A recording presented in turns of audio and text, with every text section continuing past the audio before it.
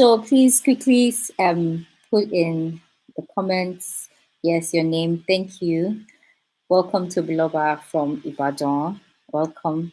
It's good to have you here. And today we are going to be talking about homeschooling in Africa. Going to be sharing with you basically all the things that are peculiar with our own African context, the challenges that we face, how you can start, things that are most important for you to focus on, and basically how you can just navigate starting out your journey. Because I know that the new school year is coming.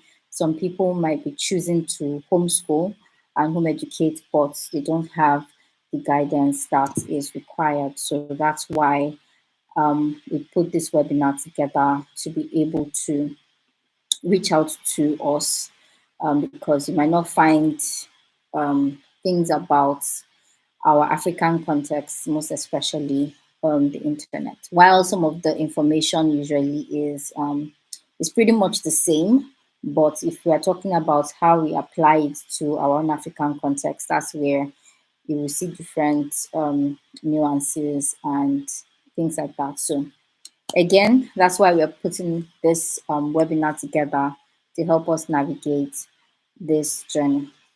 So welcome again, and we're going to start. My name is Tomilola, and I'm a homeschooling mom. I've been homeschooling for 6+ years now. I sometimes when I meet people that say that, oh, before they got married, they have been thinking about homeschooling, I'm like, ooh, you're so wise. That you've actually been very, very wise. But I was not like that. I learned and became passionate about my child's education, and that led me to research. And in researching and finding that there was not enough information about homeschooling in Nigeria and Africa at large, there were people that were homeschooling, but they were not openly talking about what they were doing, which made it difficult for me when I first started, which is why I started what I did in trying to ensure that anybody that comes after me can at least find information from me. And I'm glad that a lot more people are sharing their journey now. A lot more people are, filling up the interwebs with their own homeschooling journey in our African context, so that the next person will not feel like they're alone and they don't know what to do. So I have done a lot of research on my journey. I have tried to have, received information from other homeschoolers like in Nigeria, in Africa, from other homeschoolers abroad as well. So all of this that I know and everything that I've done, I've also taken some courses along the way. So everything is basically from research and just from a growing passion of education and home education or alternative forms of education, right? So, first of all, I want to give you a warm, you are capable hug. I want to give you, can you hear me now? Is it clear? Okay, can't hear you again. Okay. Oh my goodness. How about now? Is it good now? Okay, so I'm going to do something quickly. I'm going to change my location. So please give me a few seconds so that I can go closer to where the internet is.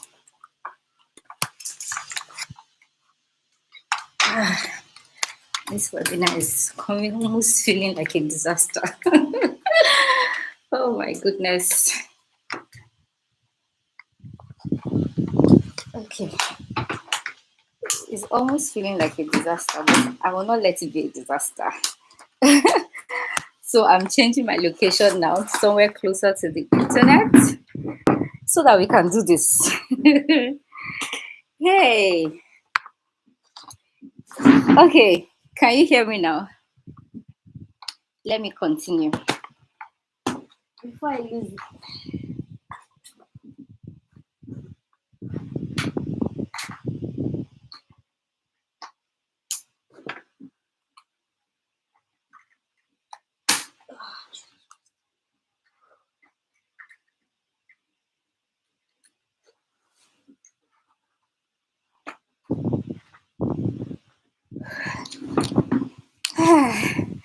Okay.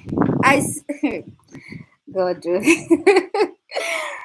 webinar is wanting to feel like a disaster, but you're not going to let it. We are not going to let it. Okay. So again, I sincerely apologize. I hope you can hear me a lot more now. I'm closer to the internet. So please give me some God. Please let me know whether you can hear me. Um okay.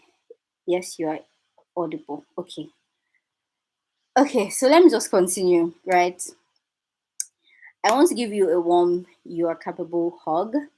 First of all, because a lot of um, a lot of times um, people don't. A lot of times people uninvite themselves from the party they've been invited to, or the party they are the ones that are supposed to be in charge, right? So a lot of parents uninvite themselves from the education party. You have the one that is supposed to be organizing the party, but we have let doubt and a lot of things that people say to put so much pressure on us that makes us believe that we can't do this, right? So first, let's take the pressure off of ourselves and change how we see things, right? We say things like, yeah, I'm not patient. I don't think I'm patient enough. I don't think I can do this. You're your child's first teacher. I'm making you feel like, oh, you have to be a teacher before you can do this, right? So we have to understand that all of these things first put so much pressure on us where we can't even now function. We can't think that, oh, this is possible for us because we have already crippled ourselves with fear and crippled ourselves with doubt and limiting belief. So everything that I've learned along the way. Everything I've learned with my son, I've learned, and I would not necessarily consider myself a teacher, right?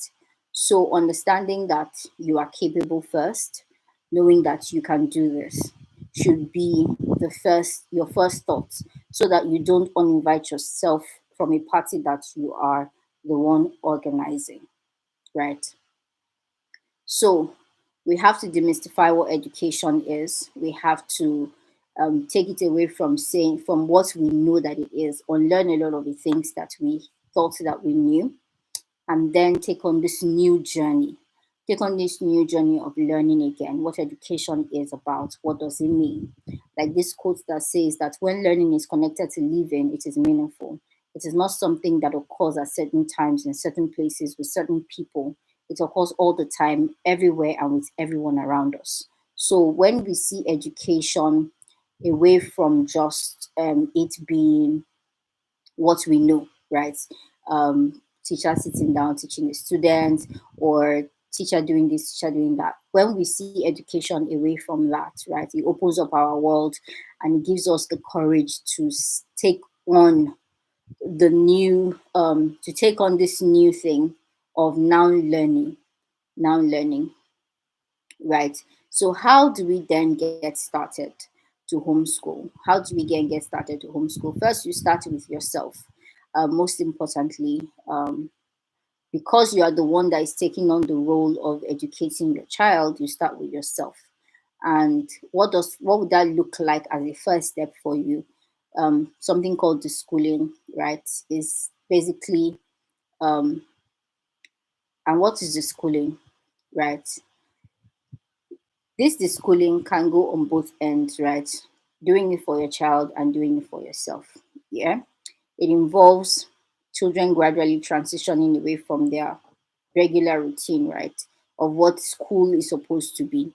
And the institutional mentality, redeveloping the ability to learn via self-determination and discovering what they want to learn in their homeschool days. And if you see this definition here, where you are seeing that, transitioning away. You see that you can go for the child and go for the adult as well.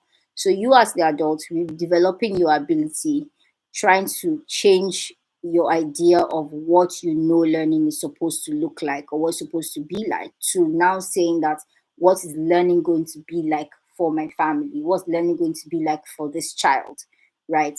Away from the institutional mentality of what school is or what the institution of education is about, and what is a school day routine supposed to be like, or what it is rather, to now you taking on this transition away from that into what it's going to be like for my family, what's it going to be like for me, what's it going to be like for my child, and then what does it look like, right, for you, getting yourself out of the educational rat race. Again, we are going away from we're going away from our mentality of this institutional mentality, right? On learning what you think education is about, relearning what education means for you and your family, and getting your child as well out of the education rat race. And that can be, it can mean different things, right? Depending on where your child is at, depending on where you are at. You know, for some people, that will mean that you're not comparing your child with other children. If your child has been in traditional schooling before, that might mean that, you know, getting them out of the mentality of saying that everything has to be a competition, or you're trying to win a prize for this or for that, and getting them to now self regulate and self lead themselves, and lead themselves rather into learning, and giving them things to do at their own pace, right? Creating an individualized educational plan for your child.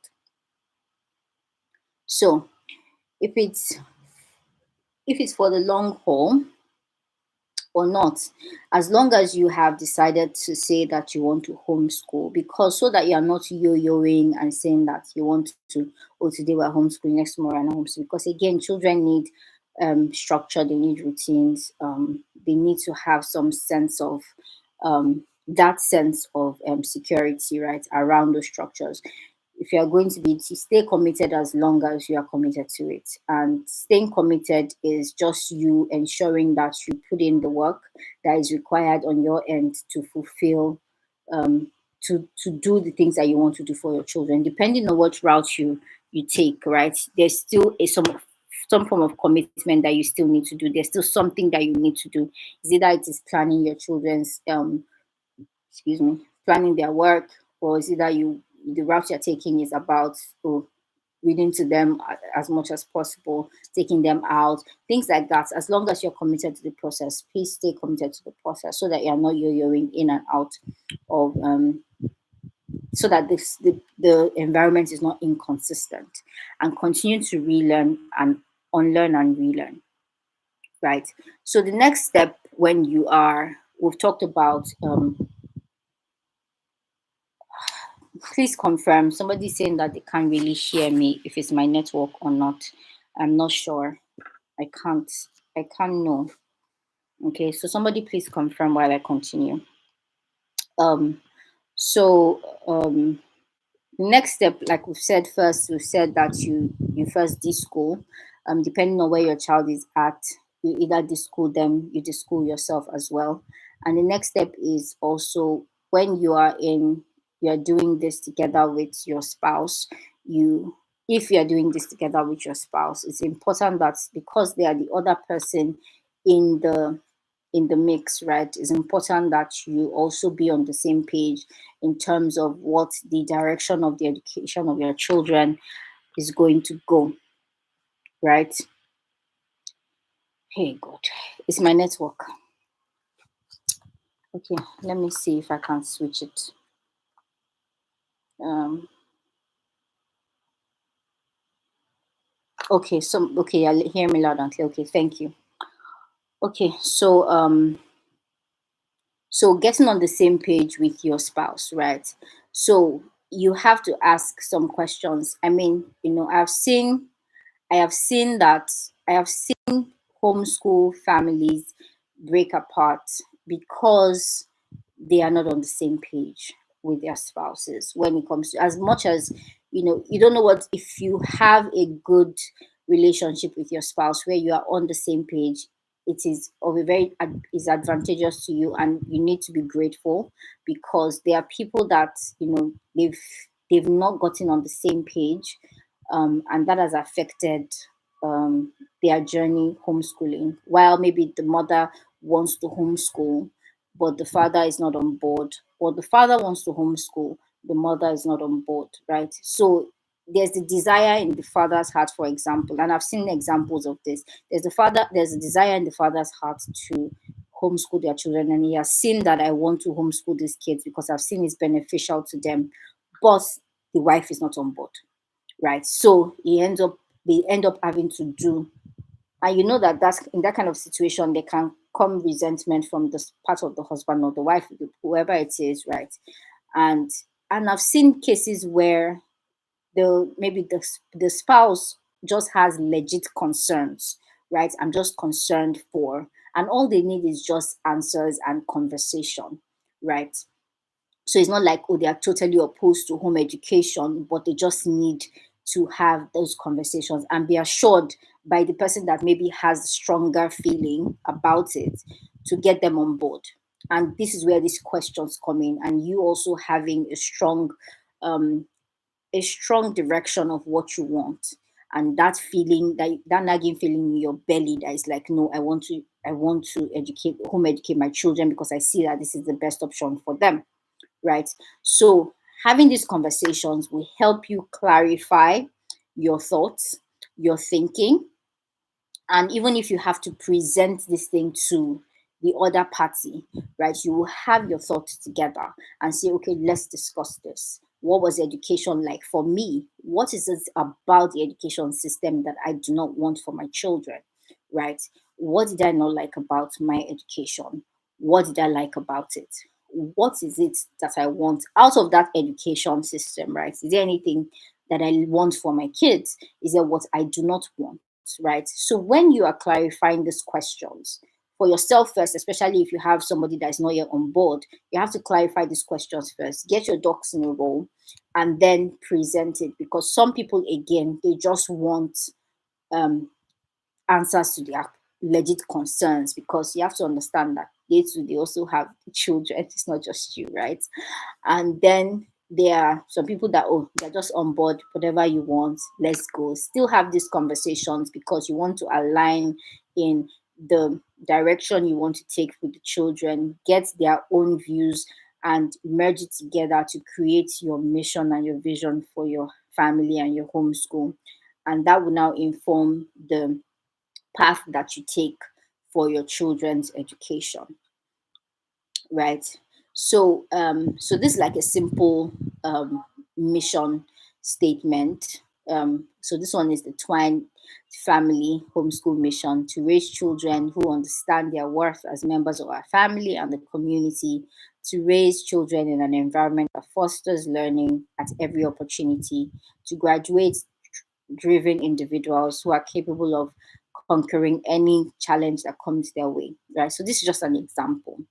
And having this overarching mission for your homeschool can now help you define what values, right, that you want in your family.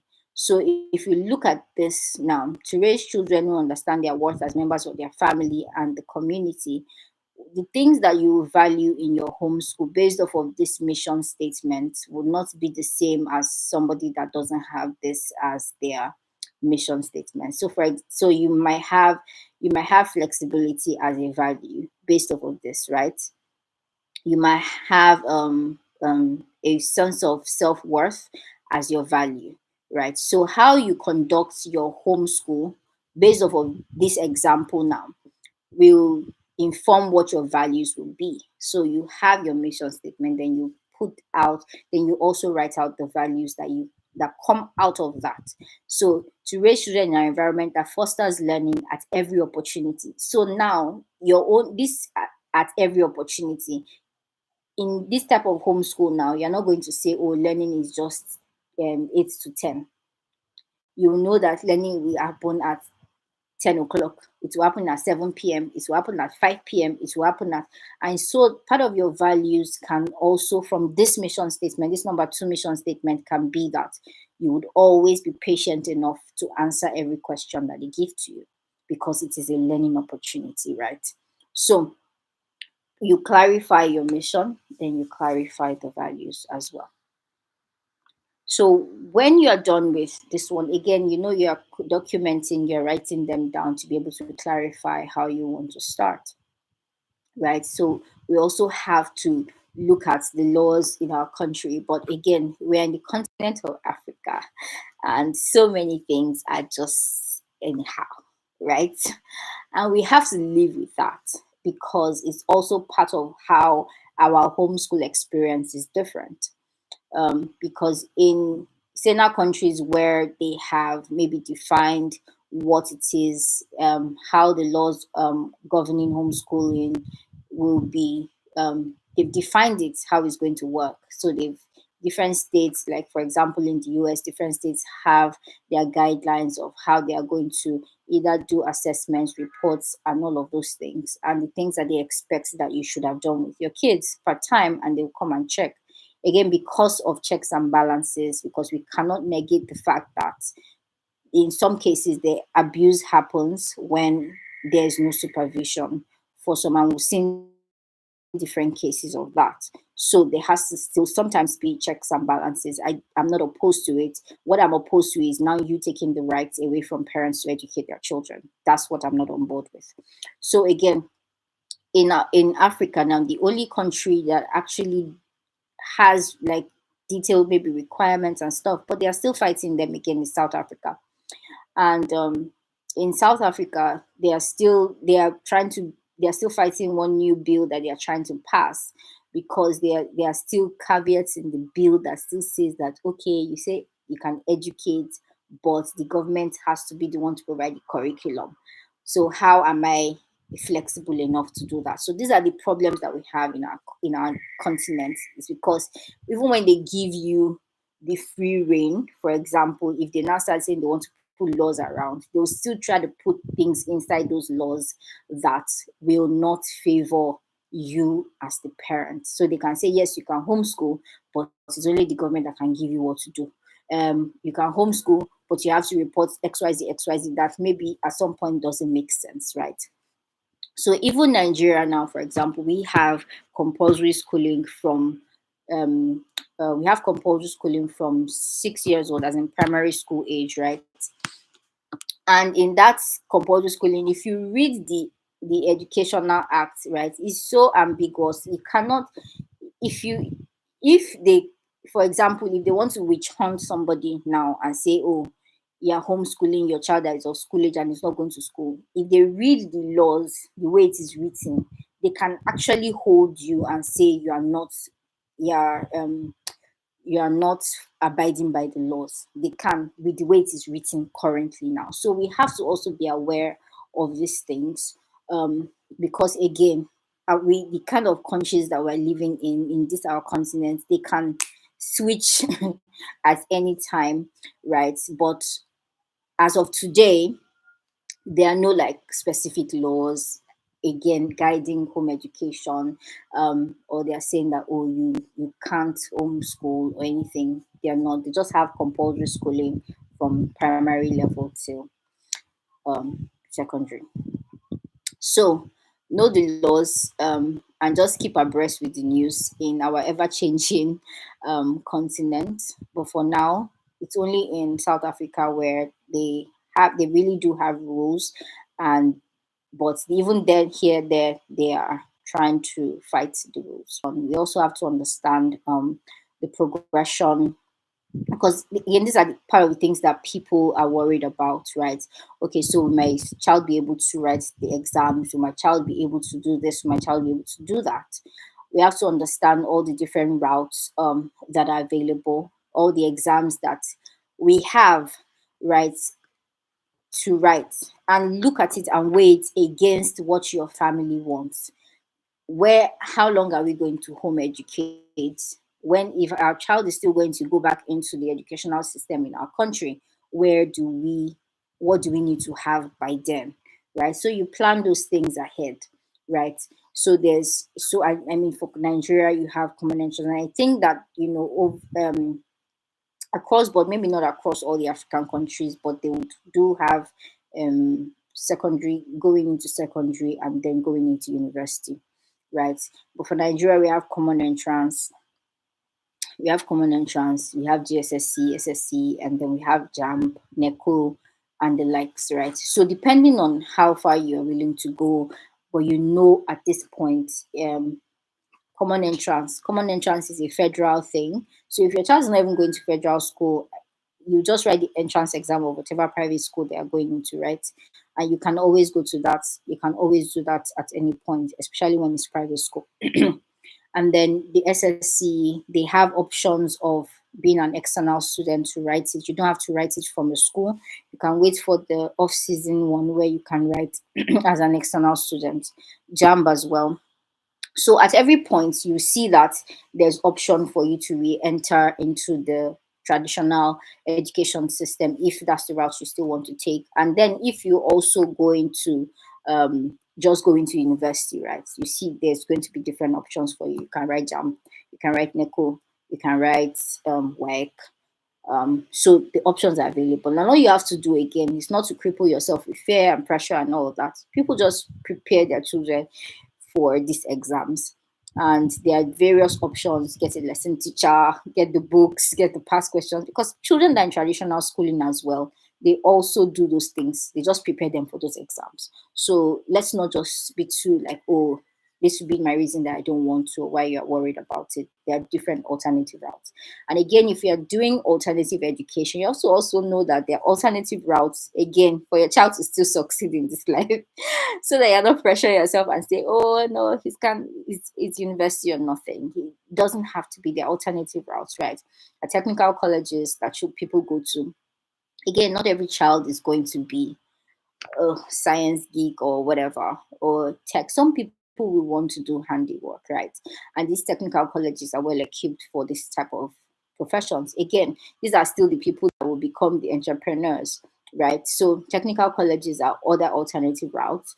Writing professional exams at different stages can also help fast track your can also help fast track people. So people that sit down and just write the accounting exam, for example, or they do project management, or they just start writing tech related exams, professional exams, and they just add it to their portfolio, and that helps their career, right?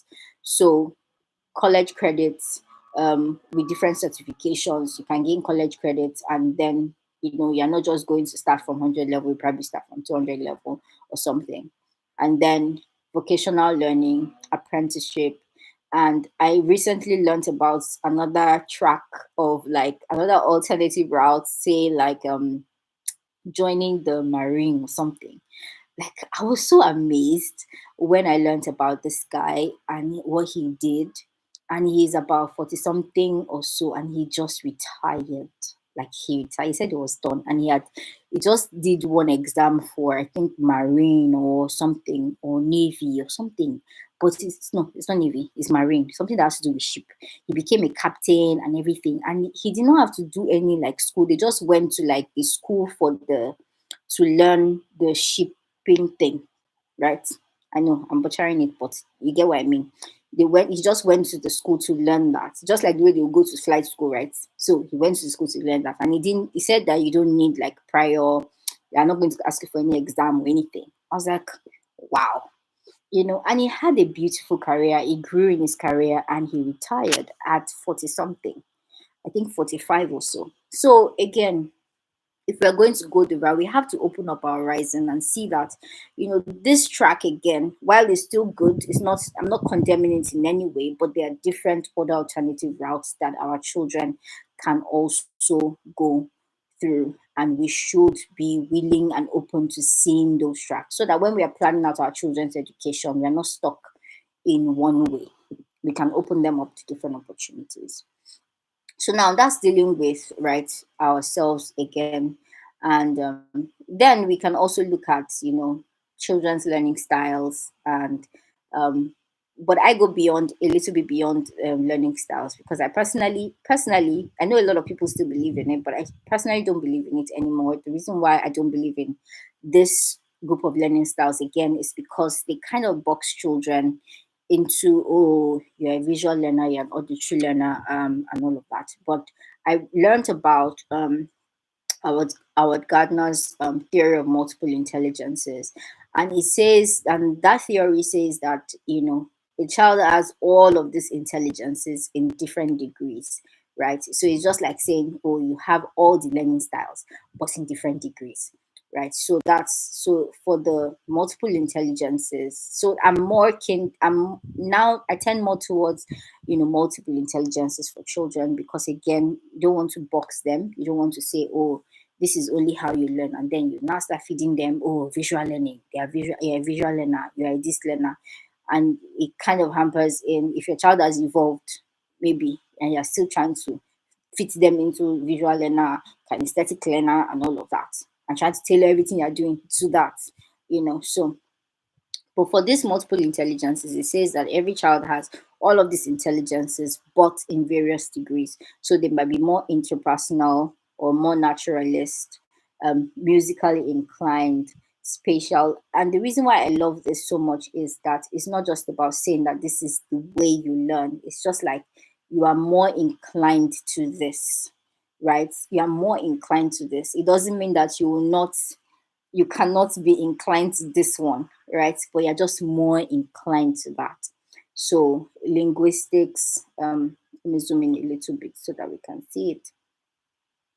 Yeah, so naturalists, musical, discerning sounds, pitch, tone, rhythm, and timbre. So you see some children, they can easily pick up music, pick up sounds, and some are more logical. They can be able to prove things, they can be able to see how things connect. Some of them are more understand the things around them more. Some are spatial, they understand. Some they can mix with people, they're interpersonal. Interpersonal, they understand themselves. They also understand people like one on one. They are more empathic, right? So linguistics, they can, based off of language, they can understand what you mean, find a way to express what they mean.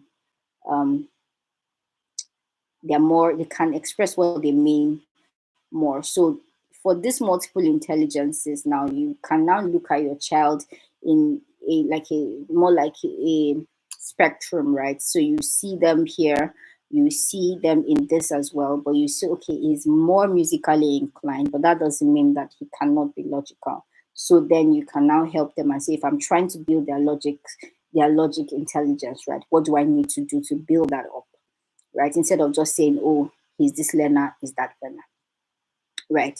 So please, can we let me just pause here and see whether we are still together. Um can't hear you. Whew, I don't know. um okay, anybody else having the issue of not hearing before we go into the educational philosophies? Are we together? Please clarify. Thank you. Uh,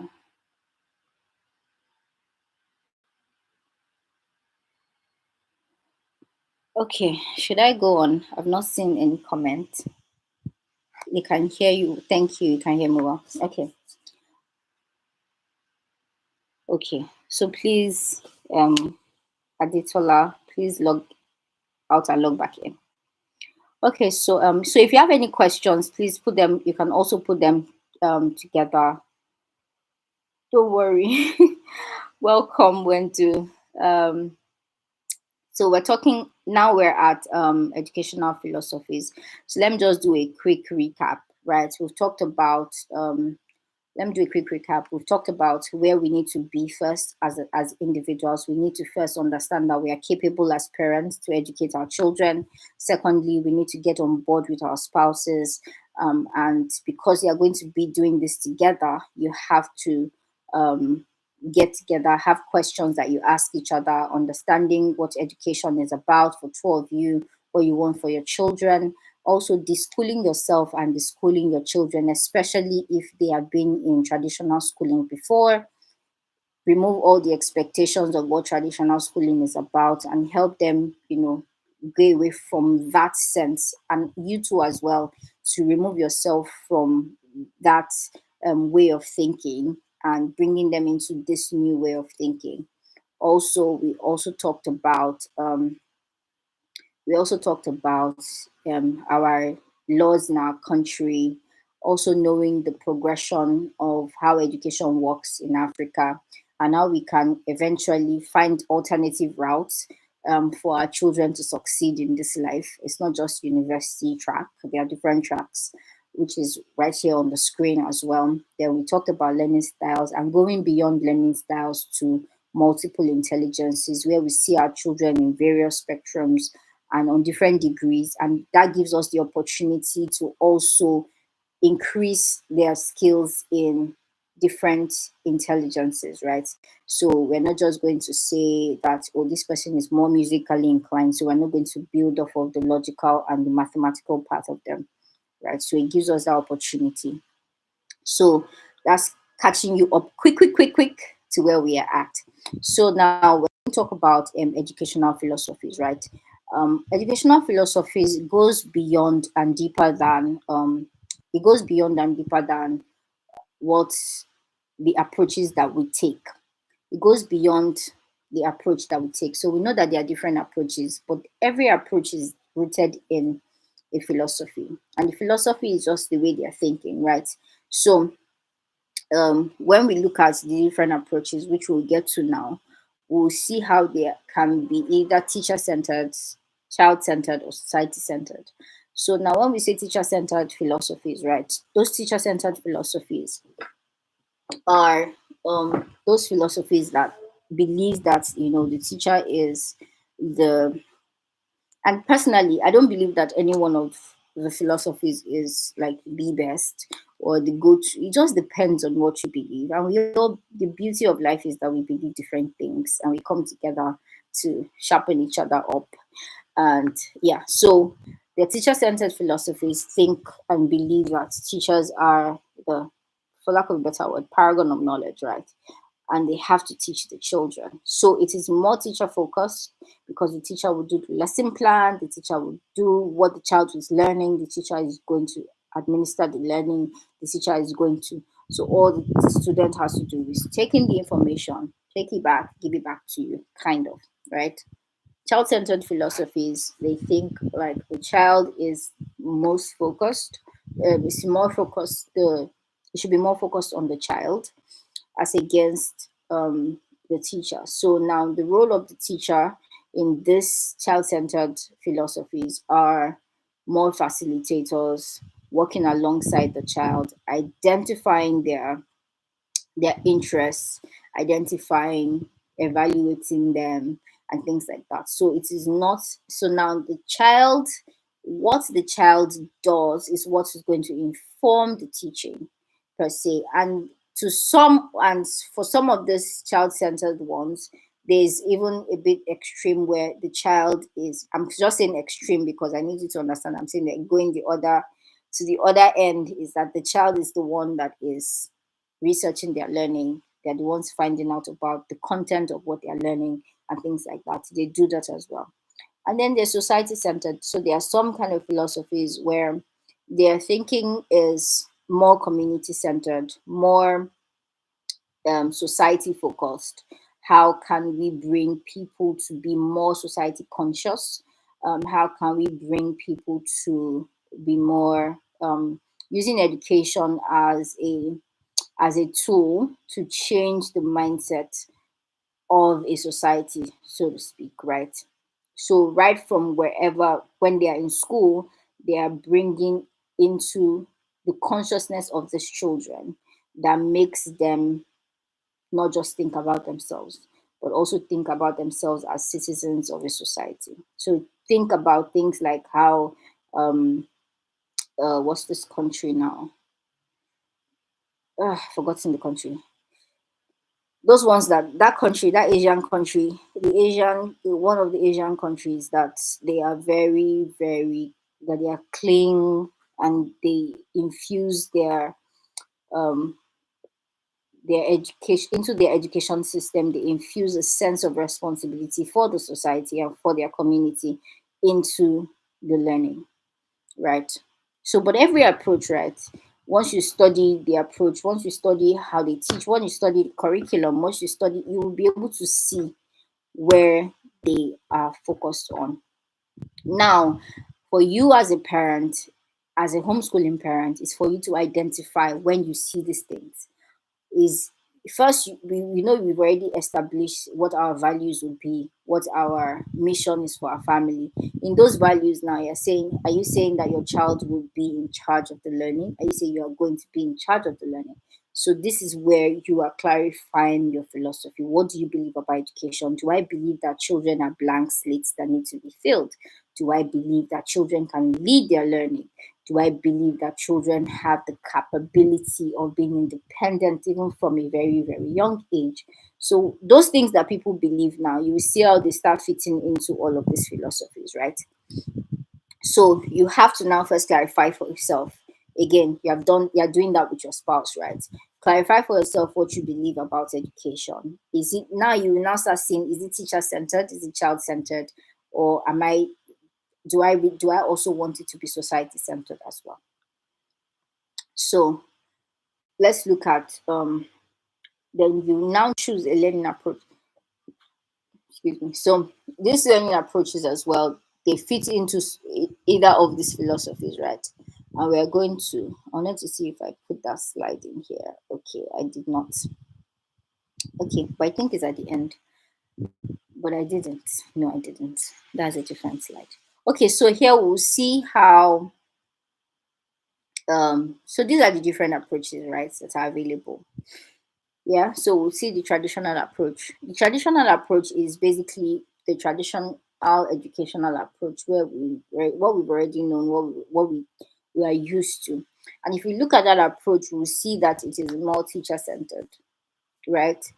Um, the classical approach as well is more teacher centered. Charlotte Mason, I don't know. Waldorf is more, I think that one is somewhere in the middle, but I think it's more child centered. Unschooling definitely child centered. Unit study is somewhere in the middle as well. Eclectic is just a mix of everything. And then world schooling. We're going to go into the different approaches. So we're going to go into each of them. Right. So just show you how what you believe about education can determine where your philosophy lies. Are you more teacher centered? Are you more child centered? Right. So, okay, so let's quickly read through some of all these approaches, right? So, traditional approach, this is probably what we grew up with in the classroom. It usually has separate textbook and workbooks for the various school subjects. You read the assigned chapter in the textbook and answer the questions about the content. So, basically, what we know, right? Usually, the workbook contains fill in the blanks, multiple choice questions, also called school at home. They're going to be doing what is done in school in your home. Again, personally, like I said, I don't believe that there's no condemning in my own opinion any one of them. It's just left to you.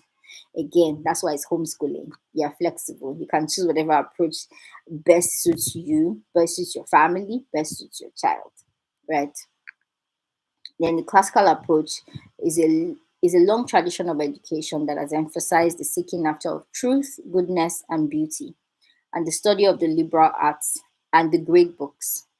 What are liberal arts? They are grammar, logic, rhetoric, right? Arithmetic, geometry, music, astronomy. This approach to education also includes the study of Latin. The classical approach teaches students how to learn and how to think, right? So for in trying to explain classical education, again, this is how I try to explain it to people so that so that at least if you're not used to it, you get a sense of what they believe and how they believe. So they believe that, they are when you look at the great minds, so to speak, right? You look at the great minds in our history, in the history of the world, and all the people that have, invented something, that have done something, that have, and you look at how they were educated with this approach. So they believe that, there's something about this way of education that produces great thinkers, that produces great minds, right? So it is so that's how they think about it. So what is it about the education? And it's like we don't need to deviate from that. Why do we need to evolve it? If it's not broken, why are you fixing it, right?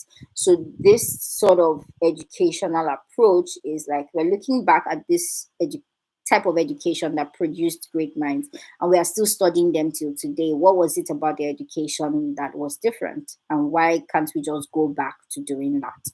So basically, that is classical approach. So you have they have set of curriculums, and how they teach. How they teach is basically different. What they teach as well is also different. Like as you can see now, they will learn Latin. So and not everybody's gonna do that, right? So then the Charlotte Mason style of homeschooling uses rich literature and living books rather than textbook or dumbed down twaddle. Instead of worksheets or answering questions in the back of the book, this style asks the student to retell or narrate everything he can remember from the reading. It also includes a wide variety of subjects spread over the week in short, interesting lessons. Her approach works with the way children naturally learn, so more child centered, and presents a generous curriculum including nature study, art, music appreciation, and handicraft, as well as the usual academic subjects, so math, English, history, and things like that, right? So for Charlotte Mason, they rely heavily on living books, and by living books, they mean books that can transport, that has a way of transporting you into what you're reading. So if you read a variety of books for your children, you will notice how some books are more interesting. That even you as the parent, you want to see what's going to happen next, right? So it's bringing those type of books into their learning that is more living, instead of saying, oh, cat is a bat is a cat. And it's like, okay, so they call those kind of books dumbed down twaddles. Like, okay, so it's not basically enriching, doesn't have a lot of vocabulary, it's not helping the child transport them into that space and that scenario, right? So basically, that's how they think in picking out the books. And for Charlotte Mason, for example, their lessons are short. They they can do maths for 15 minutes, 30 minutes, right? Depending on the age of the child, right? And they don't feel like, oh, the child is lacking, because they believe that you have to keep the child's attention long enough to ask for it again. Suppose once the lesson is running for too long, it's like, okay, the child is no longer interested, the child is fiddling, the child is not, so it loses its sense of novelty, right? So they will not like, "Ah, I don't want to do this because we're always going to be here for." But when it's like, okay, we're doing the lesson, it's just short. Okay, they will want to quickly do it and move on. So they believe as well in that. And of course, again, like I said, it's child centered because they will think about the child and how they naturally learn, um, and present the curriculum based off of that. So they have the way they think, right? If you read more about Charlotte Mason and her philosophy and how she thinks, you can also find yourself in there somewhere and say, okay, this I believe this, I believe this, I believe this. And in this part of the world, Montessori method is characterized by an emphasis on independence, freedom with the consideration of a child's physical, psychological, and social development. Montessori is practiced in different ways, but Montessori education includes mixed age classrooms, student choice of activities from within a prescribed options, uninterrupted blocks of work time, ideally 3 hours. You see, this one they are doing 3 hours. Shalom is not going to do that. Students learn concepts from work materials instead of direct instructions, more child centered. Specialized educational materials developed by Montessori, so they have their own resources, freedom of movement within the classroom, and a trained Montessori teacher. So now, seeing this now, if you are thinking as a parent that, oh, some people will say, oh, a 2-year-old cannot do X, Y, Z, cannot cut up their vegetables, but Montessori will beg to differ and say, if you give the child the appropriate tools, give the child what they need, and give them age appropriate tools and age appropriate furniture and age appropriate everything, they are capable of doing it. So they give children independence early. They as they give them the tools that they need to be able to be independent, and then teach them accordingly. So you see in a Montessori home, a 3-year-old can be cooking, well, not cooking, but like making their eggs, making their breakfast, setting their table, folding their clothes, and things like that, because they will give them tools to be able to do that, right? And also talk about um giving them freedom within limits, right? So they will have different options of materials for them to use based off of the Montessori, whatever curriculum and resources they're using. They want to teach math, so they have this one pink tower, they have this one multiples of tens, multiples of this. So they'll say, oh, what do you want to learn? You would you put them, you give it to them, and then they will now pick from that, from those three options that you've given them, right? So that's how Montessori thinks. So when you think about your own philosophy and how you think about education, and you say, okay, I think children should be independent as early as whatever, you know that you're probably fitting into Montessori, right? Also, so the world of style, this method emphasizes the role of imagination in learning and strives to integrate holistic and intellectual, practical, and artistic development of the students. Right. So you can see how the different approaches they're focusing on different things, or they're emphasizing on different things, right? They will still end up doing math, English, and all of that, but what will be at the forefront of the education will be different, right? So Charlotte Mason mostly books.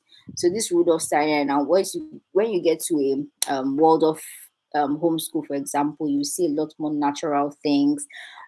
So instead of just doing like a lot of plastic for their resources, they use like stones, they use like chopped wood, they use like, so they focus more on trying to make the child more artistic, hands-on activities, creative play, and they've divided the development into three stages as well. So early childhood, elementary, and then secondary education. So if you look at what people are doing in play-based learning, kind of, it always falls in either Waldorf or Roger Emilio. So what we know as play-based that they do now in Nigeria, it falls within this category, right? But they might not be practicing Waldorf fully, because in a Waldorf classroom, there will be wood, everything will be brown, everything will be looking like yeah, in a jungle, not jungle per se, but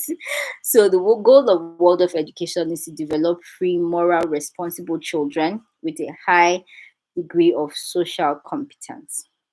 Right. So by the time you now read more on Waldorf and what Rudolf Steiner thought about education, and then you might see yourself in that. The freedom to choose what interests them. So it is not a free for all that avoids learning, but it's an extension of learning style toddlers and preschoolers engage in. Life is learning for unschooling families. Excuse me. When a child shows interest in a subject, the subject is examined and the academics are learned through the investigation. Unschoolers are not bound to a set curriculum, but they can use books, classes, and other enrichments to accompany their learning. A newer term, life schooling, is also being used to define the method of homeschooling. So for unschoolers, they don't use any set curriculum. They don't they don't use any set curriculums. They don't try to box themselves into how traditional learners do or any other type of learning style approach does. So they would look at the child and say, okay, how do they learn? What are you interested in this year? What are you interested in right now? And then find books around those things, help them learn. So maybe, for example, an unschooler can just wake up today and say, "Oh, I want to write letter to I want to write letter to my auntie," and then you use the opportunity to teach them about writing formal letter, improve on their spelling, improve on their this. So the learning is coming as they are investigating their interests. Yeah. So So I'm just presenting you all of this. I'm not putting any extra comments around each of the learning so that you can be open enough to investigate yourself and see where you fall. Okay, we're not talking about unit studies, where you fall, so that you can think through what you believe about education, so you can find the best approach for your family. So unit studies are time specific overviews of a defined topic or theme that incorporates multiple subject areas into the study plan.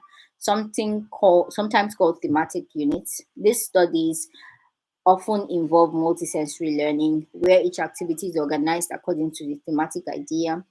The objectives of unit studies to allow students to delve deeply into a given topic so that you can gain mastery of it.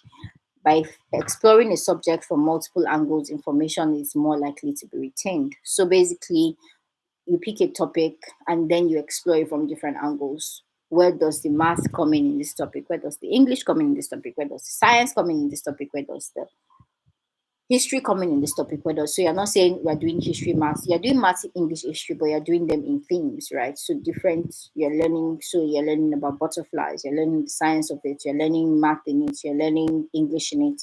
You're learning the history of it. You're learning. So the learning is deeper, basically, right? Then eclectic learning is where you just find yourself in the different aspects of it, and then you incorporate the ones to create your own unique approach for your family. So it's completely different for different people. Some people lean more towards um shallow mason, so that's the bulk of their what they do, but they also like some elements of the classical learning, and they bring in some of the things that they do. So maybe somebody that is doing traditional learning likes the Latin aspect um classical learning, and they want to bring in Latin into what they do, but they don't want to do every other thing.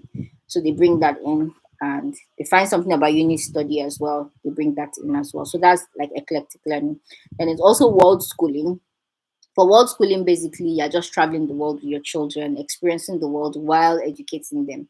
So you can be doing every other thing, anything else, but you're just traveling alongside them doing that, or using the experiences to teach them. Some people world school, so what they do is that they when they get to whatever country they are in, they enroll their children in some school, and then they literally have like communities for that, right? So again, so this was the slide I was looking for earlier. So the values that you can have, to pick whichever to look at where you might fall, respect the child. You think that children have absorbent mind. You believe in having a prepared environment and letting the environment do the teaching, giving children independence within boundaries. Then you know that okay, you might fall in this Montessori. For classical, you value truth, teaching children to think, discipleship.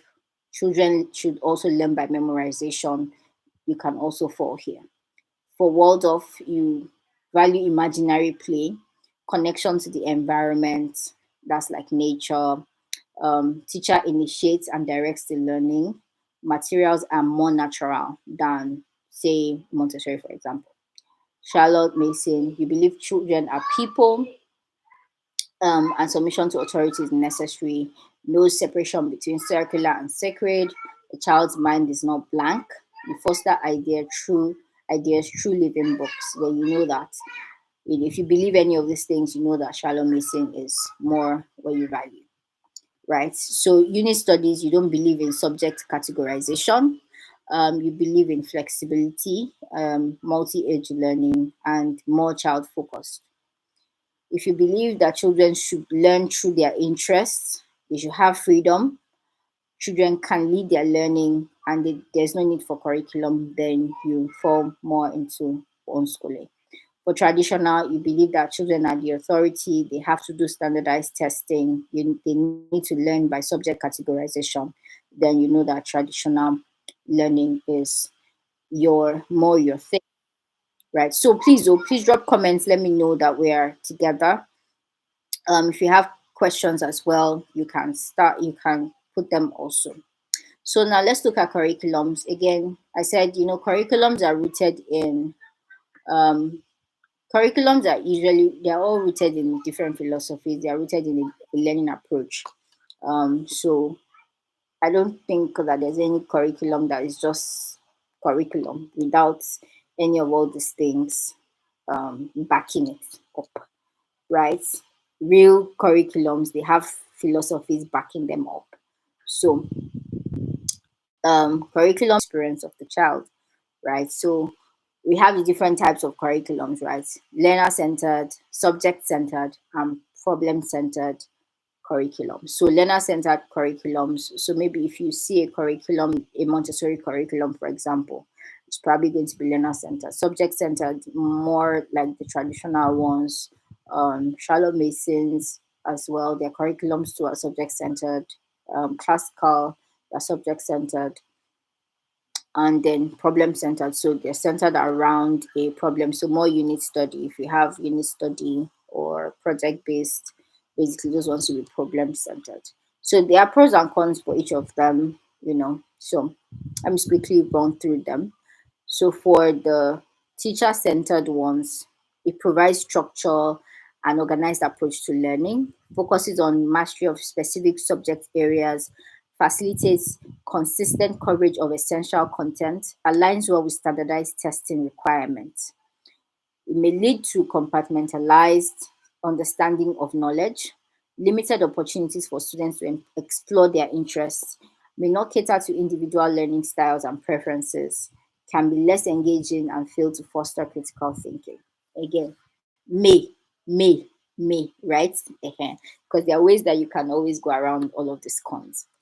So, but once you're aware of what the pitfalls can be, then you can better navigate it if that's the approach if that's the type of curriculum you want to use.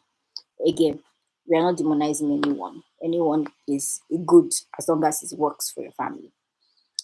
Promotes for the child-centered one, it promotes personalized learning experiences, supports the development of student autonomy, encourages student engagement and motivation, allows for differentiation and adaptation to student needs, fosters critical thinking, problem solving, and creativity. The con is it requires more individualized attention from educators. So as a parent, if you have multiple children, and then so you have to be more, personalized. And I know that can be a challenge for many people. May require additional resources and flexible structures. Again, because of the peculiarity of it, you need to buy more resources. Challenges traditional classroom management approaches. So if it doesn't go with what is already the norm, right? Requires careful planning and scaffolding by educators. So you have to plan carefully, you have to plan based off of the child, you have to plan. So it's a whole lot more work, right? But again, we are home educating, we have personalized learning, right? So for problem centered curriculums, it promotes active learning and problem solving skills, encourages collaborative and cooperative learning, makes learning more meaningful and applicable to real world situations, develops critical thinking, research, and inquiry skills, requires skilled facilitation to guide students effectively, can be time consuming to design and implement, may lack coverage of foundational knowledge and skills, may pose challenges for assessment and grading. So, like I said, these are cons. They are may not, right? It's not necessary, and you can always find your way around the cons. Once you are aware of the pitfalls, you can avoid them, right? So curriculums are very powerful. Look beyond the learning outcomes. It's holistic.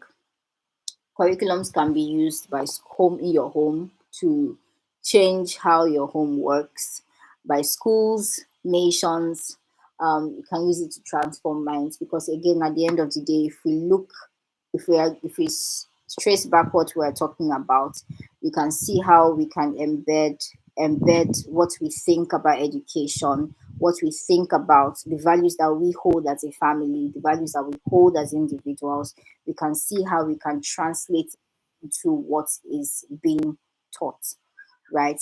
So if you believe that amount to give, so now, say for example, how Singapore was the country I was trying to remember.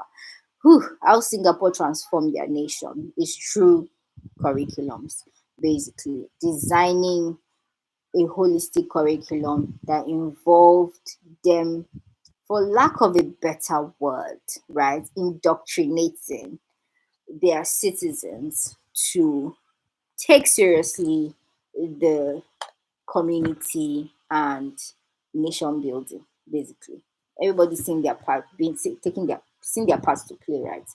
So in designing your curriculum or choosing the curriculum that you are going to use as well, you have to understand the philosophy behind the curriculum. What is this curriculum promoting? What values are this curriculum promoting? Is it supporting or going away from what you hold as a family? You have to put that in mind.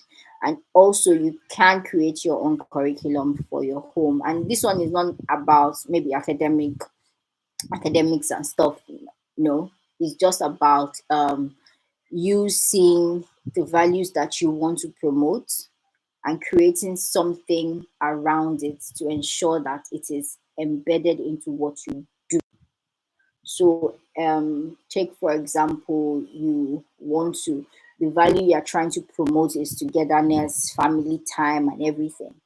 You are going to ensure that you communicate it first, and then you can now create a document or something to say this is, our family is close knit and we are XYZ, and based off of that, we are going to do family time every Thursday night. And we're going to play games. Daddy is going to be the one to do this one. Mommy will do this, that. That way, you are promoting togetherness. That togetherness that you hold as a value, you are promoting it. So this is going to start. Why I said it's holistic, because it doesn't have to just be about the academics. For the child, is promoting your overall family values and family mission, right? So create that, and also seeing that whatever curriculum you want to choose is rooted in a philosophy and the values that that curriculum holds. They're either promoting or taking away from what you're trying to do as a family. Then also then move to creating your um, planning and routines, right? So it's important that you do have a routine.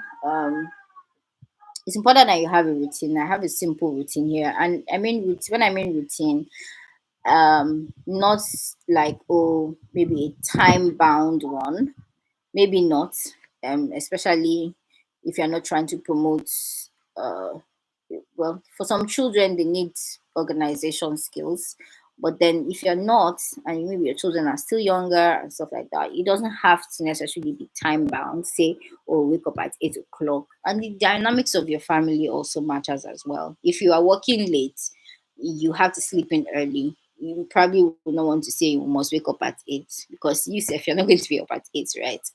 So again, a routine that just knows, okay, this is what comes next afterwards.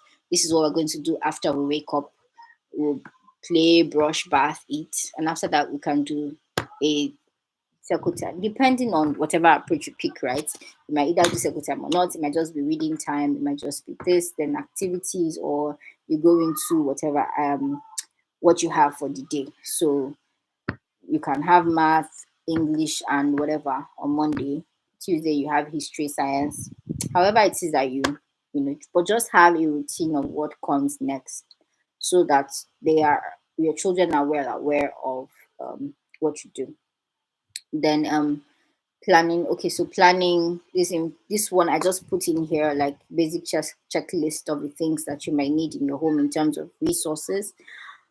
Not exhaustive, but I mean just a start, because you eventually need all these things when you start: jumbo crayons, cardboards, paints, all of blah blah blah, all of those things. Then also planning your homeschool as well. So planning involves you actually, so all these things that we're talking about, you're just going to sit down and now put the pen to paper, think about your philosophy, think about what you think about education, think about the learning approach you're tending towards, whatever, whichever one it is that you fall in, right? Just at least document it. Then, okay, curriculum. Oh, are we buying a curriculum? Are we using this one? What are we doing? Am I creating one myself? And things like that. And then you can now plan, okay, so next week we are going to do XYZ, XYZ. Today we're going to do XYZ, XYZ. And then you keep reevaluating and evaluating, observing, which takes us to the next thing, assessments and record keeping. Assessment and record keeping very, very important, because now, because we are the ones doing the educating ourselves, we're not basically compelled, right, to keep records. But it's important that we keep records, because again, our children are going to grow older, and when we are probably integrating them back into, I don't like the way I'm putting it, like integrating them back into society, as if we are taking them out of the society, but you get what I mean, right? So we ensure that we have records. um so your child is, what did they do? Assessments. How did you assess their learning? There are different ways people assess, but for me, the most important for me is observation. And as your children go older, you can do exams for them. I mean, it's nothing too serious. Like, just to understand where they are at. You can want to just immediately you learn something, ask them some couple of questions to understand their level, gauge their level of understanding, and if they are following what you're doing. So keep those things, right? Your observations, your pictures, document your observations all. This month, um, uh, Alex improved on his XYZ. Just the way they will do assessments for, um, in school, they'll give you a report card, but this time you are more detailed. They're not just going to say improve on your. They're going to write exactly how they improved, what was it you worked on, and how did they improve on it. What does this person do now that they weren't doing before? Attach pictures if you can, and maybe keep a folder for each child. I don't keep a folder. I keep an online whatever, and I have a book where I've documented over the years. But as my child is growing older, I'm keeping more records now. As we're younger, all the crafts and everything, I still have some of them, but I take pictures, and have those ones together as a file for each child. So yes, observe, observe, observe, keep records, take pictures, do exams for your older kids, and you can also take them for external assessments as well. There are people that are available. There are many more people that are vocal about their education journey, EYFS experts, or educational psychologists, or or a school, right? Just say, oh, please, I want you to help me assess my child. One thing. I do my assessments based on my external assessment from 5 years old every year. After five, I try to do an external assessment, especially if it's either to confirm what I'm thinking, or if I have a blind spot, right? So that if I have a blind spot in assessing my own child, they can give me back what um, I learned, what I'm missing, right?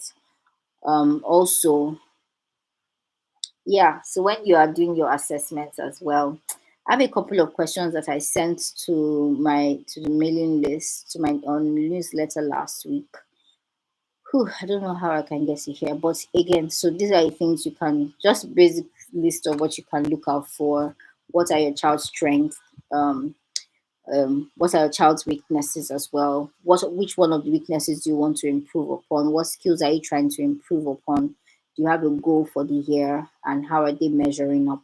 What needs to change? I also added, what challenges do you have, are you having, and so that it can help you stay on track. So by the next time you're evaluating what you've done, you can look back and say, okay, these were his weaknesses last time. We've worked on this, we've worked on this, we've worked on this, and ensure that they are measurable goals, right? So you say, oh, this year we're going to become fluent reader. It's going to become a fluent reader, right? Oh, Alex will be a fluent reader by the end of 2024, but measurable in sense that, okay, we're going to use this program to bring up his reading to this level, right? And then that means every day for 15 minutes, we are going to do the lesson. So when you're looking back, did you do the lesson, the 15 minutes lesson every day? Where did you lack? What was the challenge? Why didn't you do it? So that next month you can now readjust and say, okay, this was where we're lacking. It was because we had too many extracurricular. There was no time for 15 minutes to do. Okay, so we need to drop one extracurricular. So it helps you with your decision making as well, because you're able to know that, okay, this is what is causing us not to measure up with our goals. So it cannot just be become a fluent reader in 2024. What are the steps to take to get that child to become the fluent reader? Documenting that um, as part of your planning and your assessment. Okay, so tips and tricks for when you are still not sure of your path. Again, because when you're not sure of your path, it's like, okay, do I go here? Do I go there? What curriculum will I use? Blah blah blah. Let the developmental milestones of the child guide you. Whatever milestone you want to achieve for the said child, whether the child is 1 years old, whether the child is 7 years old, whether the child is 8 years old, whether the child is 2 years old. Whatever developmental milestone you want for that child, let that be the guide of what you do at that time when you've not found what you want to, you've not found the educational approach you want to do. Let that guide what you do, and also have a barest minimum list. So a minimum list of what you do every day. Have that. Oh, so maybe for my 7 year old, we've not figured out whatever style we want to use. So our barest minimum list would be that at least we'll do some math, we'll do some English, and we'll do some science every day. Let that be your list, right? Or we'll do it every 3 days. We'll do it every 4 days, right? If it's for a 2 year old, for example, oh, we'll look for fine motor skills activities, gross motor skills activity. We'll play with water, we'll go outdoors, whatever. Let that be what guides you, right, on what you do every time you engage in the learning. Let the child's interest also guide you. Whatever the child is interested in, you just pursue that. Let that can also be what can guide you till you find out what path you want to take as a family, right? Connecting living to learning. So everything you're living your as you're living your life, you just connect it to learning. And, oh, your child is asking you, mommy, I want to buy sweets. Mommy, buy sweets for me. Do you know how much is sweets? How much is sweets? 20 naira. 20 naira. Eh. So I'm giving you 15 naira now. So if you buy sweets for 20 naira, how much will you bring me back as change? You're doing subtraction. So connect living to learning. Your 2 year old is carrying clothes from here to here to here to here. Help them understand that the dirty clothes go here. When you're counting the dirty clothes, you're counting the dirty clothes. But mommy is going to the bank. The bank is this is what the bank is for. We keep our money in the bank. If you're not sure what you're going to do, every time you are living your life, connected to learning. Use outdoors as the resources. Take your children out. Let them go out. Let them study nature. Let them look at nature. Let them this. Let them that. Music as well. Use a playlist in the morning to get yourself in the groove. Use music as well. Read books, which I don't think is on this list. Read books, right? Give yourself permission to let things that are not working go, and join a community or have a friend you share your journey with. Right? Have a friend you share your journey with. And as you're starting your journey, always incorporate rest for you as the primary caregiver. Um, yes, it's on YouTube, so it's going to be on YouTube. Yeah, they're busy parents. They're busy parents. So what do you do? As a busy parent, what are your options, right? There are now websites that connect tutors with teachers.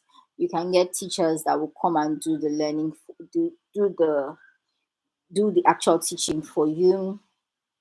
You can bring teachers that will do the actual teaching for you. Family members, train your nanny. So what's important that even as a busy parent is that you are in charge and planning the actual education of the child. So it does not mean that you have to be the one to do it, right? So understand that as well and give yourself grace and bring people into your home after you found the curriculum, you found the learning style, you found everything. package it together and give it to the tutor and say, oh yeah, this is what I want to do, right? And then let them do the actual work. So let's quickly look at pros and cons of homeschooling, right? So there are pros and cons as with everything in life. So first pros, the freedom for you as a family, freedom for you as a family to do what you want to do, pick the style of education you want for your child, tailored learning experiences. You can tailor your child's learning experiences to them. There's flexibility. You don't have to do things at a certain time. You can be flexible with how you learn, where you learn, what you learn. It can also help you build strong relationship within your family, with you and your children, help them have more secure attachment.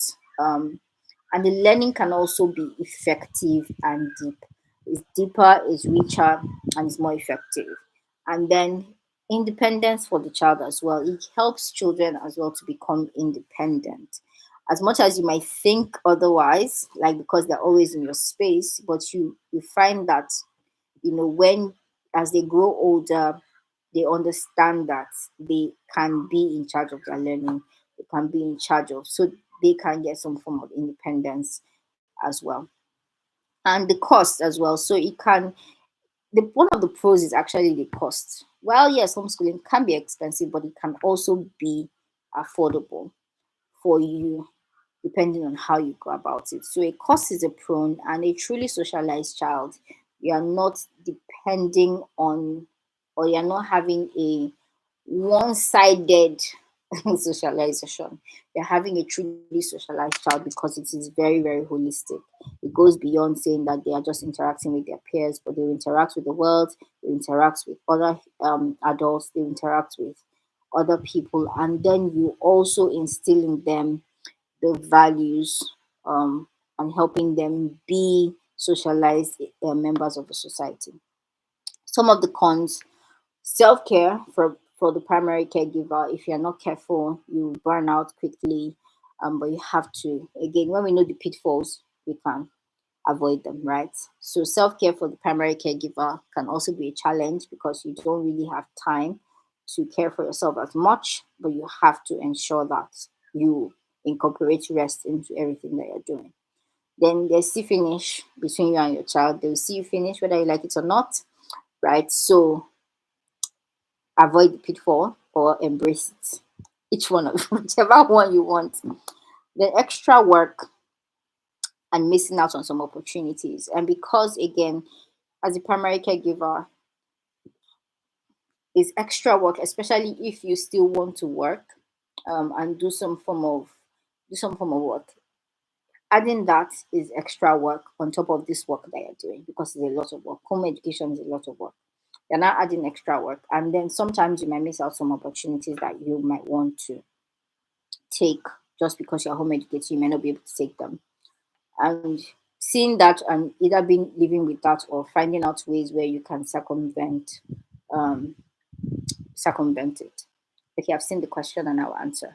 So also cost can also be a con because the truth is that home education too is expensive. Depending on the route you take, it can be expensive. One income household, effectively, right? One income household. So you have to learn how to manage yourself. You have to learn how to cut your coat according to your size so that it does not tight you. And sometimes lack of community, especially in our African settings. There are different African countries that still don't have community of homeschoolers, but there are communities of homeschoolers in Lagos, in Ghana, I mean Abuja, sorry. There's a boarding community in Ibadan as well. There is maybe a boarding one in Port Harcourt.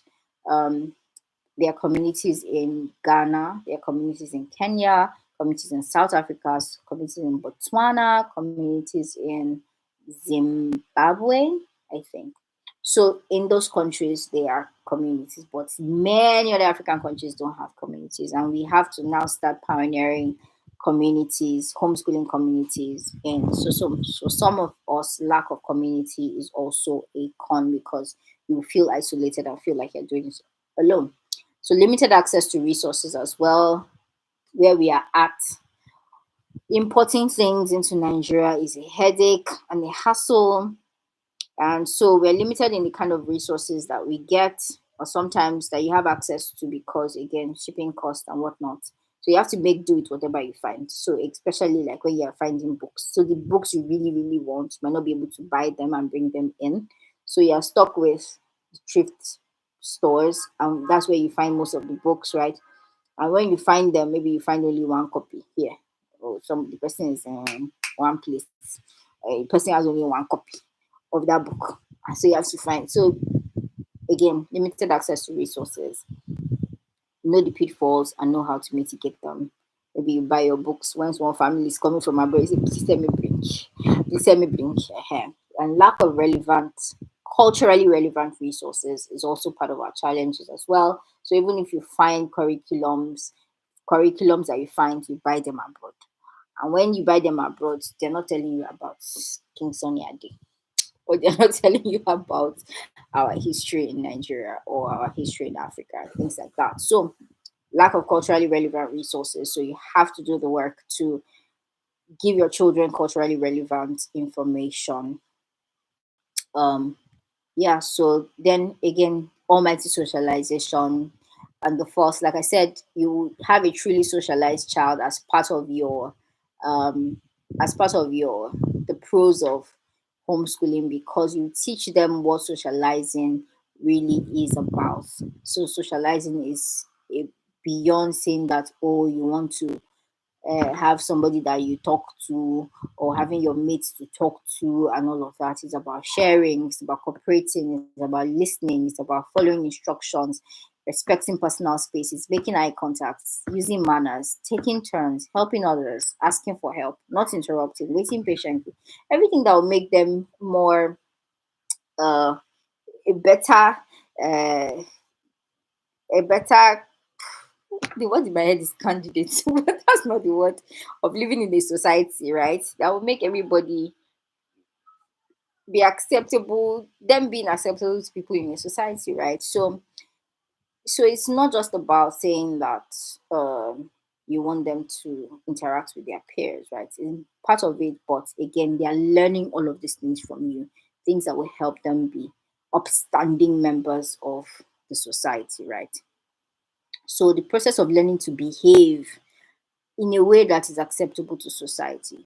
So you are teaching them how to listen, how to follow instructions, how to respect people's personal spaces, things like that. So that's what socializing is all about. Yeah. So and then finally, so by the time you are done with all of this, right? The different methods, you now create that educational plan, right? That educational plan that you want. We've talked about it again. You see it. You begin with the end in mind. So that's your values, your mission, and everything. And then you talk about your values and your philosophy. And then you look at your child and their potentials, right? What do you want for your child? But you're seeing the child as well. What's the potential of this child? What are they capable of? What are their strengths? What are their weaknesses? They're creating their plan based off of that.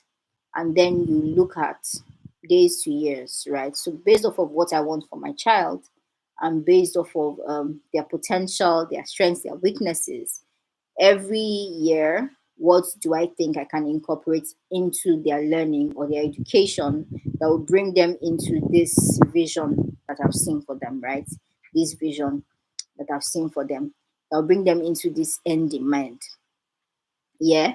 And then you can now take it back into our everyday life. It's just like that the the mission statement, the example mission statement that we saw, where it is like, oh, everything is a learning experience. So we are bringing that vision into the everyday life of saying that you will be patient too. You have no choice but to be patient, because that's part of our mission, to ensure that every opportunity throughout our daily living is a learning opportunity. Your own for your family might be different, right? But how can we connect that vision to our everyday life? That's what I mean by um, from years to days, because from years you're thinking about their potential, what you want for them, what skills you want them to learn. Per year you're fixing it into, okay, so I want them at age 7 to learn piano. Okay, you're fixing it into, okay, so when is year 7, I know that piano is the next thing, right? Or when it's year 5, I know that we're going to learn to swim, or we're going to talk about how we are going to learn more communication skills or something, right? Whatever it is for you. Then, um, so this is for people that, um, yes, okay. So I'll answer that question in terms of like this collaboration with school, and then financial plan. You need to plan the financials as well, create a budget, all the things that you need to learn. If you're buying a curriculum, what does the curriculum cost? If you're buying if you're buying resources, what do these resources cost per year? And then you can either break it down into however you want to, or then you buy everything, collaborate together and do everything together. Okay, can one combine? So let me go through. Okay, I have some articles here that I have, so articles on socializing. What? So I'll just email you guys the slides as well. And yeah. Okay, so resources that I have available. I have my blog. I do homeschooling consultations as well, and I have play-based activities. So don't stop learning, and that is about the presentation. So let me just go through the questions. So yeah, thank you so much for your time. But I'll answer the questions now. So if you have any questions now, you can put them in the comments. So let me answer this first one. Can one combine homeschooling and traditional schooling? Absolutely yes. You can combine it, but um, this is what I advise, and it's just me personally, right? I don't I don't believe in duplicating efforts in terms of um if they're teaching them something in school and then you now come home and say, oh, you want to teach it again, especially if you know that they already get it. So for me, in terms of how you can combine home education with their traditional schooling, is you creating their educational plan, right?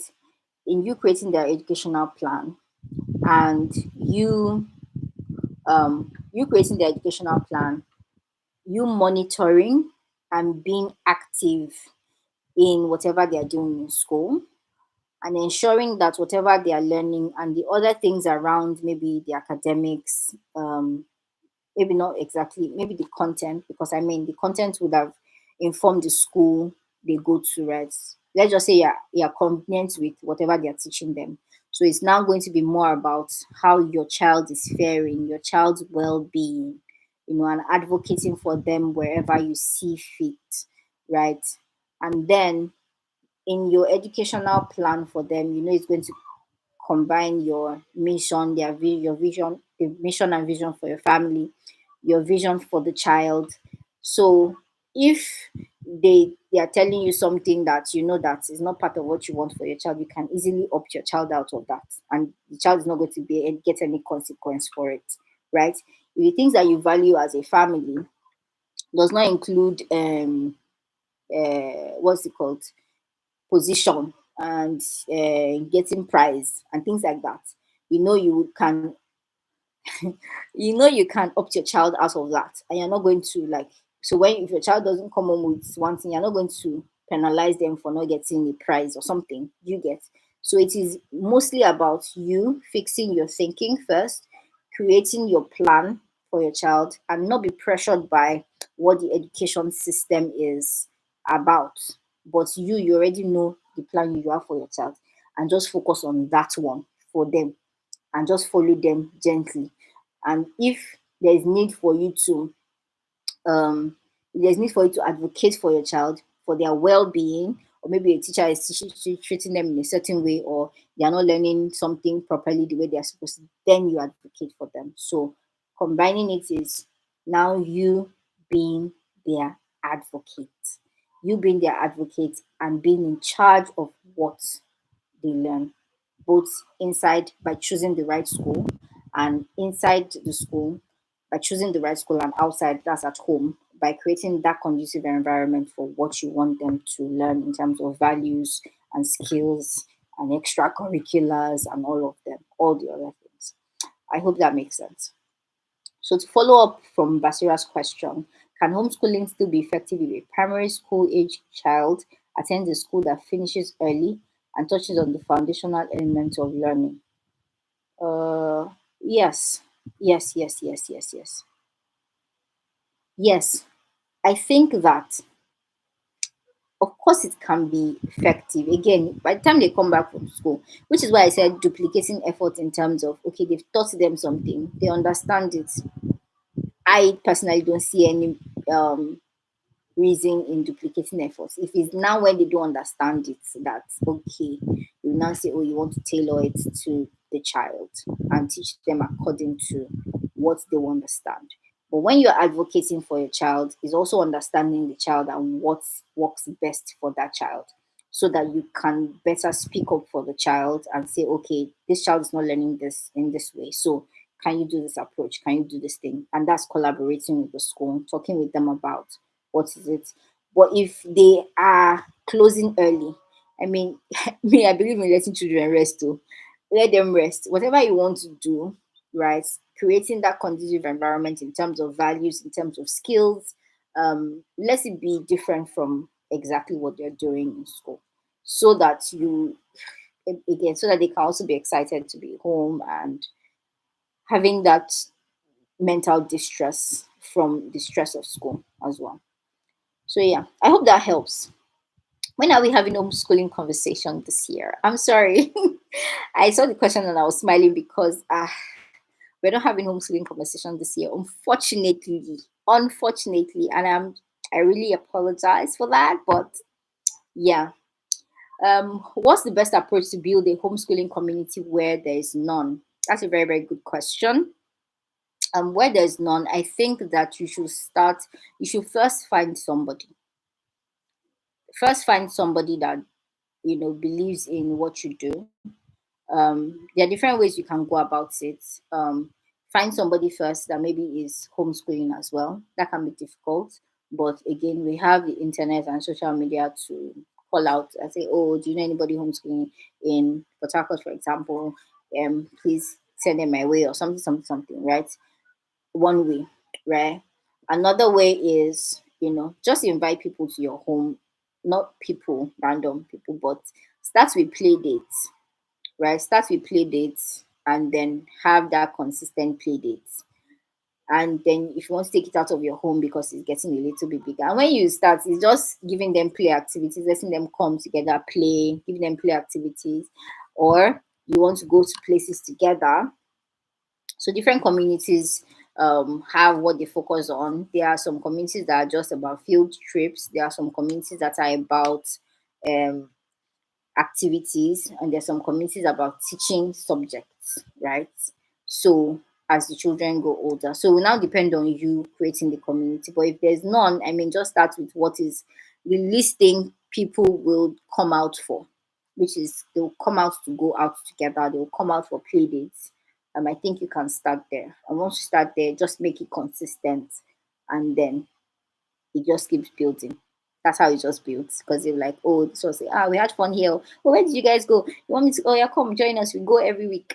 Every Tuesdays we go this. We do this enhance, and that's how it will continue. So, can the school method be used at home? Of course. Now we talked about it. We talked about school at home, just getting what they are doing in school and come and do it at home. The difference is that it's more personalized to your child. Your child will grasp it better and quicker, probably. It's more flexible because you can do it anytime. Um, so, yes, and you can incorporate whatever you want again into it. So, of course, the school method can be used at home as well. Yes. From what age can a virtual teacher be advisable, especially considering screen exposure? From what age? Me, I would say maybe six. Um, I would say six. And personally, and that's just because me, I have my own girls with screen time. So, so I would say 6 years old. Um, to be able to see through, and it may not be. It shouldn't be too long. 30 minutes, 1 hour, depending on how engaging it is. But it should not be more than 1 hour, honestly. It should not be more than 1 hour. But I would say 6 years old. Yeah. So any other questions?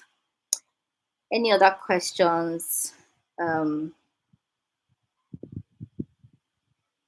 um, so I hope that it was value for your time. But if you have any questions, um, between thank you.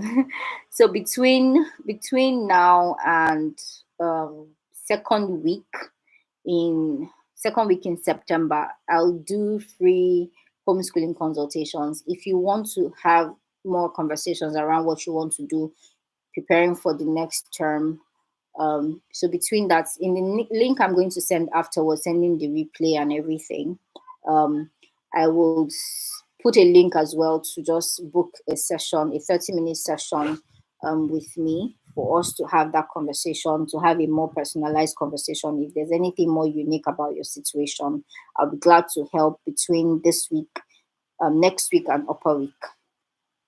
So thank you. And if you're in Lagos, you want to join our homeschooling community, send me a DM as well, or just reply whatever email I've sent to you that you would like to join our homeschooling community. There's Abuja homeschooling community as well that I know of, and there's Ibadan. So if you're in any of these places and you'd like to join them, so please let me know so that I can direct you to the right people. Thank you so much for your feedback. You can send me emails with the feedback as well, please. Send it to me. Thank you, thank you, thank you, thank you so much. And um, still open anytime you have questions. Just let me know. I'm always happy to help. As you all know, those of you that know me know that I'm always happy to help. So yeah, thank you so much, and have a good night. Bye.